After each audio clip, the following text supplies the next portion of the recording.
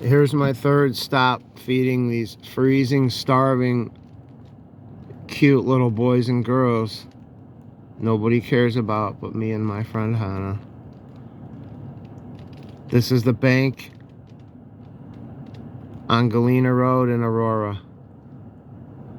And there's nothing on the ground, there's just empty shells.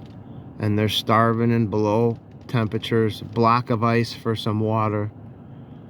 And I'm gonna go feed them and give them some water and hope they drink before it freezes.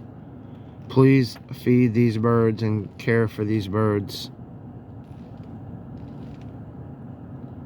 Let God touch the hearts of everyone to feed these birds, especially in the winter time.